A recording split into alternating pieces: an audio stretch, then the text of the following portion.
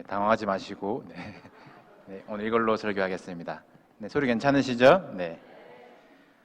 앞뒤 좌우로 인사하시겠습니다. 승리합시다. 승리합시다. 이 시간 성경 말씀 다 같이 보시겠습니다. 여호수아 7장의 말씀입니다. 여호수아 7장 1절로 5절까지의 말씀 함께 보시겠습니다. 여호수아 7장 1절로부터 5절까지의 말씀 교독합니다. 제가 먼저 읽겠습니다. 이스라엘 자손들이 온전히 바친 물건으로 말미암아 범죄하였으니 이는 유다 지파 세라의 증손 삽디의 손자 갈미의 아들 아간이 온전히 바친 물건을 가졌음이라. 여호와께서 이스라엘 자손들에게 진노하시니라.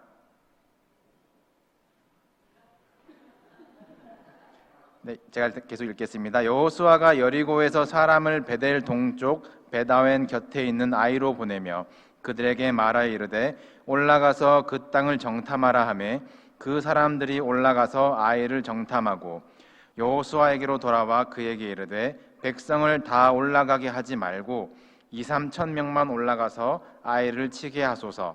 그들은 소수이니 모든 백성을 그리로 보내어 수고롭게 하지 마소서 하므로 백성 중 3,000명쯤 그리로 올라갔다가 아이 사람 앞에서 도망하니 아이 사람이 그들을 36명쯤 쳐 죽이고 성문 앞에서부터 스바림까지 쫓아가 내려가는 비탈에서 쳤으므로 백성의 마음이 녹아 물같이 된지라. 아멘. 우리 여호수아서의 말씀을 계속해서 보고 있습니다. 여호수아와 이스라엘 백성들이 언약궤를 기준으로 3년 정도 헤쳐 모여서 요단강을 건넌 후에 밟게 될 가나안 땅은 힘과 숫자로 정복하는 땅이 아니라 이미 주신 땅을 순종으로 차지하는 순종의 전쟁이라고 말씀을 드렸습니다. 여리고성을 무너뜨렸던 비결도 철저한 순종이었습니다. 침묵 가운데 성을 도는 일, 우리가 대체 뭘 하는 건가 이해가 되지 않아도 마지막 날 6바퀴 반을 돌 때까지 아무 변화 없어 보여도 끝까지 순종할 때에 손 하나 까딱하지 않고 그 견고한 성을 무너뜨렸습니다. 여리고성 전쟁 전에 여호수아가 가지고 있었던 정탐의 계획과 작전과 생각들을 무너뜨리고 할례하면서 하나님만 순종하게 만들었던 것, 누구의 신앙 고백 때문이었습니까? 지난주에 보았는데요.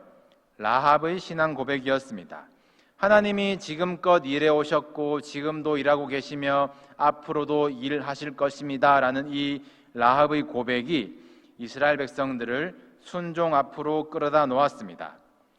라합의 들음에서 난 이 믿음의 고백은 라합이 하나님의 소문을 들었기 때문이었어요.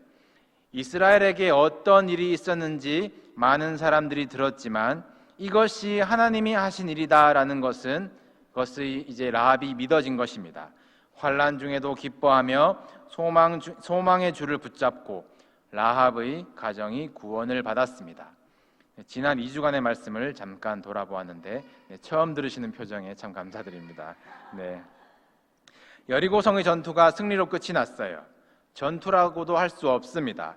여리고성을 뺑뺑 도는 순종을 통해서 승리를 거저 맛보게 하셨어요. 성경에서 첫 소득, 첫 수확을 하나님께 온전히 드리는 것은 굉장히 중요한 신앙입니다. 가나안 땅의 첫 성 여리고예요. 여호수아가 명령합니다. 라합과 그의 집에 있는 사람들을 제외하고 모든 남녀노소와 소와 양과 나귀를 진멸하라. 그리고 물건은 온전히 하나님께 드려라. 이 명령이 번호 끝까지 전달되어야 하는데 말을 안 들은 사람이 있었습니다. 오늘 읽으신 본문에 유다 지파의 세라의 증손 삽디의 손자 갈미의 아들 아간이 등장을 하는데 굳이 4대를 나열해 놓은 이 이름들이 흥미로워요. 증조 할아버지 이름 세라는 씨를 뿌리다라는 의미입니다. 이 할아버지 이름 삽디는 하나님의 선물이라는 뜻이에요. 아버지 이름 갈미는 열매라는 뜻입니다. 씨를 뿌리고 하나님의 선물로 열매를 받고 분위기 참 좋습니다. 이제 다음이 아간인데 뭔가 이 은혜를 누리고 평안한 이름이 와야 되는데 아간의 이름의 뜻이 말썽, 사고입니다. 이 뒤로 번호가 전달이 잘 안 된 건지 아간이 명령을 듣고도 무시를 한 것인지 알 수 없지만 아간이 온전히 하나님께 드려야 할 전리품들을 몰래 빼돌리는 사고를 치게 됩니다. 이 아간 한 사람의 잘못 같지만 오늘 본문에 보니까 하나님은 아간에게 진노하신 것이 아니라 이스라엘 자손에게 진노하시니라 라고 공동체 전체에 진노하세요. 하나님은 왜 이스라엘 전체에 진노하셨을까요? 이미 직전에 찜찜한 그림자가 드리워졌었습니다. 여리고성 전투가 끝난 6장의 마지막 구절을 보니까 여호수아의 소문이 그 온 땅에 퍼지니라. 라합이 듣고 믿었던 하나님의 소문이 돌던 그 가나안 땅에 여호수아의 소문이 퍼지기 시작합니다. 하나님은 가려지고 사람이 드러나기 시작합니다. 뭔가 쎄하시죠? 여호수아는 에브라임 지파 출신입니다. 아간은 유다 지파예요. 이 장자권을 가진 유다와 치리권을 가진 요셉의 자손들 에브라임과 므낫세, 이 출애굽부터 부딪히는 이 라이벌 지파들이고, 이 솔로몬 이후로는 남쪽과 북쪽으로 갈라지는데 남쪽 남유다는 유다 지파를 중심으로, 북이스라엘은 에브라임 지파를 중심으로 편이 갈라집니다. 그래서일까요? 여리고성 전투 이후로 여호수아의 소문이 나고 리더십이 세워지는 것이 몇몇 유다 지파 가문들에게는 못마땅했나 봅니다. 아간이 불순종합니다. 하나님이 가려지고 사람이 드러났는데 어떻게 하나님께 순종이 되겠습니까? 사람이 드러나면 호불호가 갈리게 되어 있어요. 교회 안에서 잘한 일이든 못한 일이든 그 사람이 잘했어, 이 사람이 잘못했어, 사람이 드러나면 안 되는 것입니다. 모든 일을 합력하여 선을 이루실 하나님께 오직 영광 돌리셔야 해요. 하나님의 영광을 가로채는 것보다 더 큰 교만은 없습니다. 아간의 잘못을 지체의 잘못으로, 공동체의 아픔으로 생각하지 못하고 정죄하고 저 사고뭉치, 말썽꾸러기 잘라내면 그만이지 지탄하는 것은 소망의 줄을 끊어버리는 행동이에요. 순종의 전쟁을 시작하기 전에 하나님께서 이스라엘 백성들의 고질적인 문제를 드러내시고 여호수아를 가르치신 장면이 있습니다. 우리 여호수아서 5장 13절, 14절, 15절을 보고 돌아오겠습니다. 우리 슬라이드 있나요? 네, 다 같이 시작. 여호수아가 여리고에 가까이 이르렀을 때에 눈을 들어 본즉 한 사람이 칼을 빼어 손에 들고 마주 서 있는지라.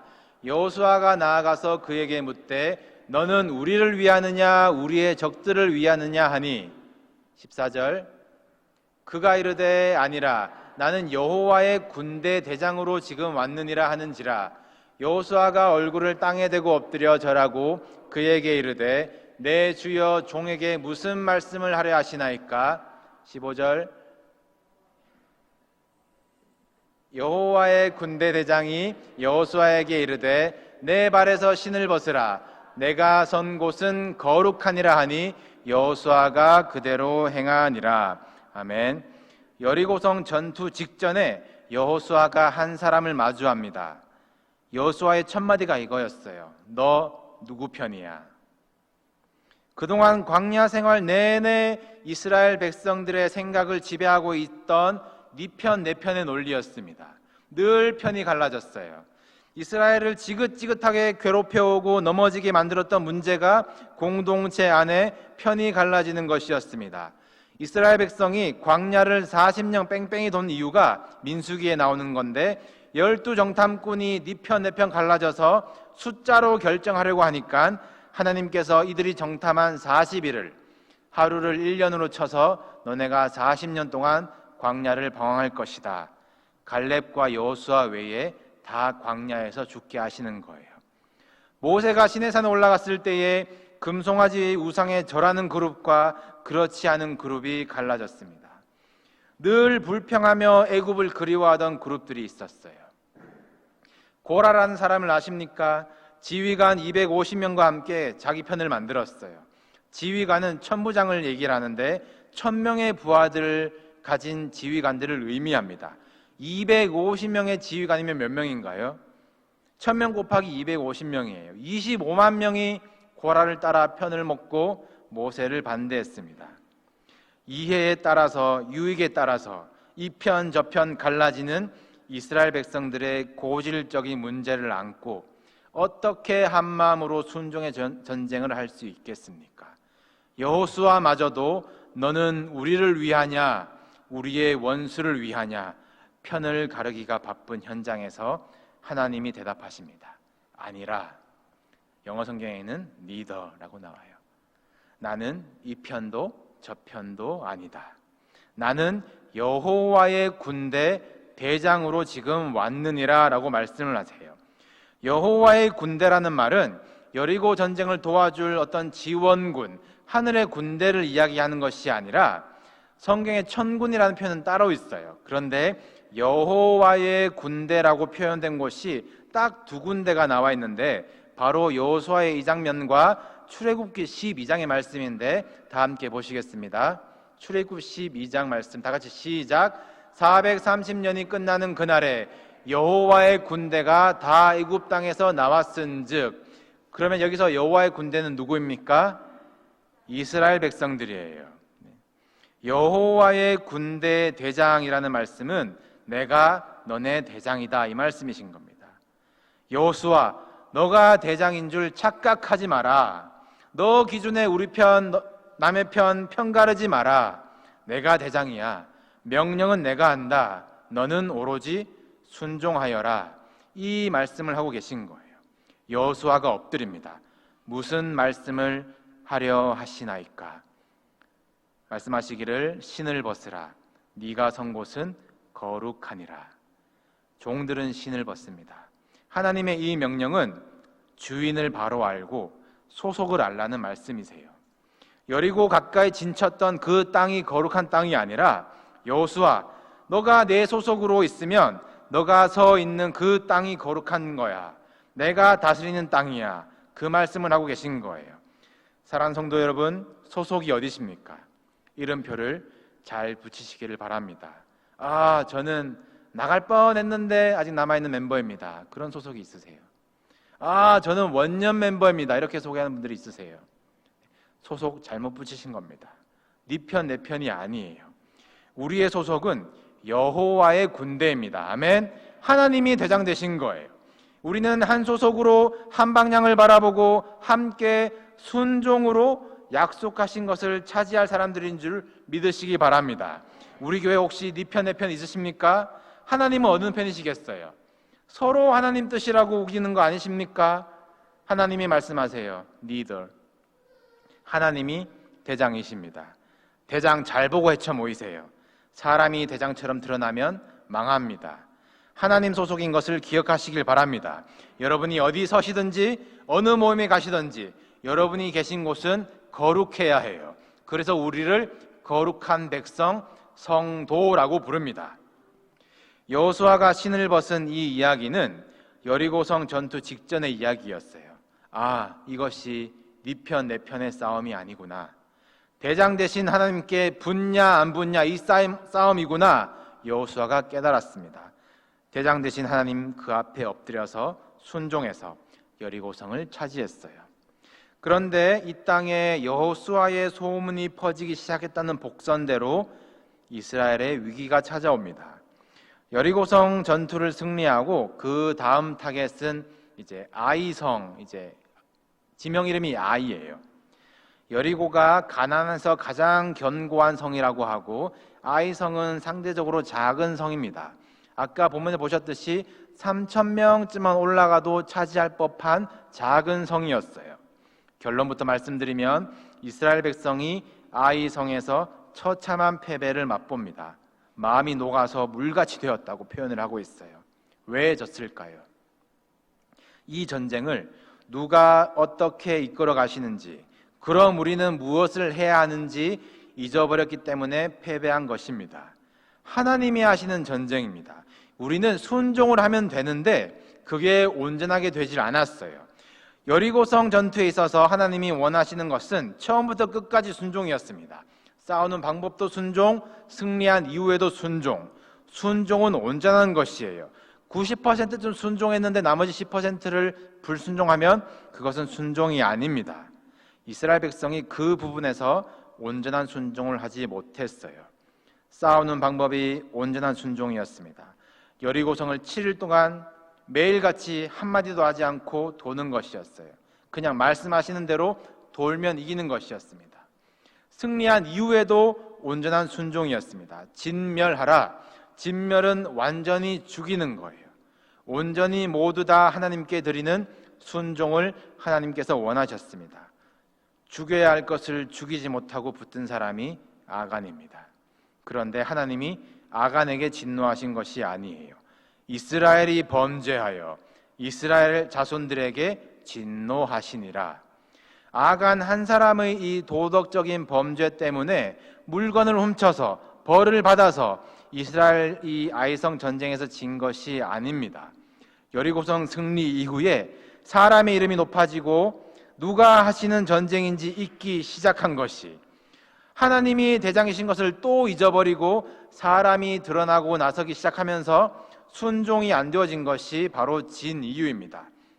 여호수아가 소문이 나니까 자신감이 넘쳤던 것 같아요. 하나님 제일 큰 거 여리고성 해결해 주셨으니까 이제 괜찮습니다.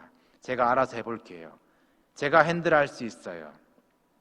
습관처럼 또 정탐꾼을 아이성으로 보내서 어떻게 이길 수 있을까 작전을 짜기 시작합니다. 여호수아가 대장이 되어버렸어요. 정탐꾼이 무슨 말을 합니까? 7장 3절을 보시면 그들은 소수니 다 갈 필요 없고 우리 대표로 2-3천 명만 갑시다. 모든 백성을 수고롭게 하지 마소서. 칼로 하는 전쟁이 아닌데, 힘으로 하는 전쟁이 아닌데, 순종의 전쟁인데 어느 순간 이 전쟁을 여긴 몇 명 저긴 몇 명, 힘과 숫자의 전쟁으로 이해해 버렸어요. 교회에서 쉽게 할 수 있는 변명입니다. 아직은 숫자가 안 되니까, 아직은 재정이 적으니까. 우리의 모임들에서 자주 들을 수 있는 말입니다. 다 수고롭게 하지 말자, 다 번거롭게 하지 말자. 여러분, 교회는 그리스도의 몸입니다. 믿으십니까? 떼어내고 편을 가를 수 없는 유기체 한 몸이라는 말이에요. 환난이든지 인내든지 즐거움이든지 지체의 슬픔을 나의 고통으로, 교회의 기쁨을 나의 행복으로 모두가 함께 온전히 동참할 수 있기를 축복합니다. 여호수아서에 계속 반복 강조되는 단어가 온 이스라엘이에요. 하나님은 온 이스라엘이 온전하게 순종하기를 원하십니다. 여호와의 군대 소속인 우리는 지금 이 신시내티에 한인 메디슨빌 교회에 파병 와 있는 거예요. 우리의 신을 벗고 우리가 서 있는 이곳에서 거룩하게 하는 영적 전쟁을 하게 하시는데, 편가르면 집니다. 숫자를 의지하면 집니다. 순종하면 그냥 이기고 차지하는 전쟁이에요. 저는 이곳이 가득 차고 리더들이 세워지고 시간마다 말씀과 찬양의 잔치가 벌어지는 꿈을 꿉니다. 이 꿈을 허락하시리라 믿습니다. 그런데 이 꿈이 숫자 놀이가 되면 안 되는 거예요. 지금은 사람이 없으니까, 아니면 반대로 우리 이제 규모가 조금 되니까 이런 저역 해봅시다. 숫자 전쟁으로 가는 순간, 숫자가 커지는 게 우리의 힘이 커진다고 착각하는 순간 순종이 안 됩니다. 망하는 지름길이에요. 소수를 가지고도 순종하는 훈련을 하시기를 바랍니다. 지금 우리에게 하게 하시는 훈련이에요. 나 하나쯤은 괜찮겠지. 일은, 전쟁은 저 사람들이 하겠지. 아간이 되는 순간 전체가 지는 겁니다. 힘이 약하고 숫자가 적으면 더 하나님의 은혜를 구하고, 숫자가 늘어나더라도 겸손하게 하나님의 뜻을 구하며 순종하는 지혜가 우리 교회에 있기를 축복합니다.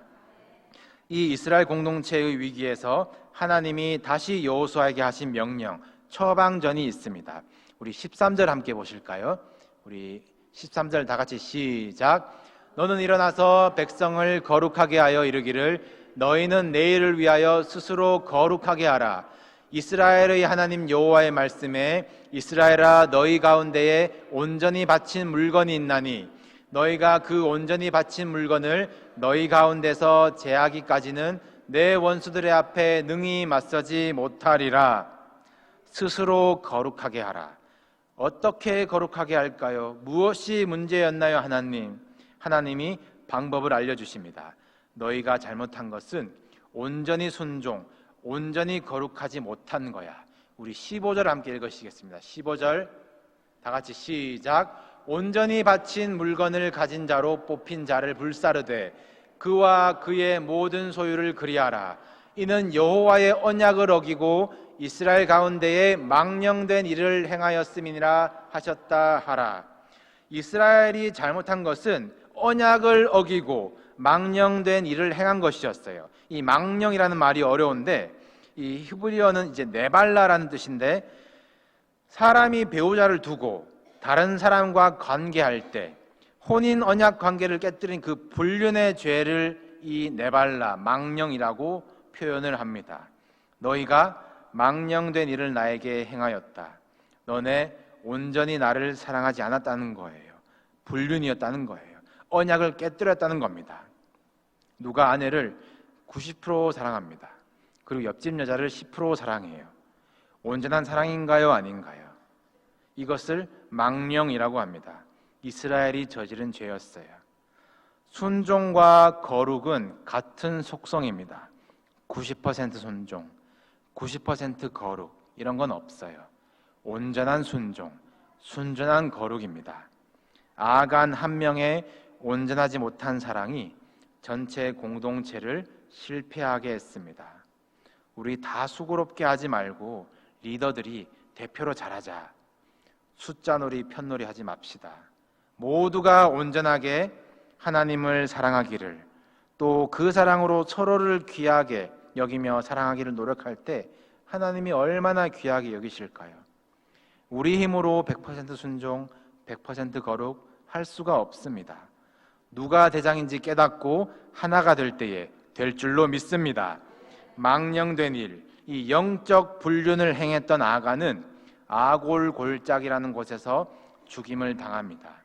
아골 골짜기는 이스라엘 공동체에게 수치의 장소, 언약을 깨뜨린 장소, 기억하긴 싫은 상처와 아픔의 장소가 되었어요.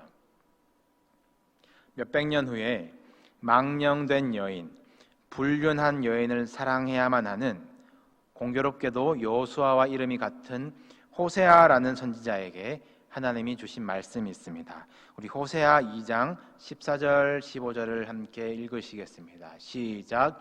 그러므로 보라, 내가 그를 타일러 거친 들로 데리고 가서 말로 위로하고 거기서 비로소 그의 포도원을 그에게 주고 아골 골짜기로 소망의 문을 삼아 주리니 그가 거기서 응대하기를 어렸을 때와 애굽 땅에서 올라오던 날과 같이 하리라. 아멘. 망령된 일을 행하는 우리를, 온전히 순종하지 못하는 우리를, 숫자와 힘의 논리에 넘어지는 우리를 끝까지 사랑하시고 우리의 아픈 상처, 그 아골 골짜기를 다시 소망의 문으로 삼아주시는 것, 이것이 하나님의 은혜입니다. 하나님이 우리 교회 대장 되십니다. 대장 앞에서 네 편 내 편 착각하지 마시고 다만 거룩해지시기를 소원하시기를 바랍니다.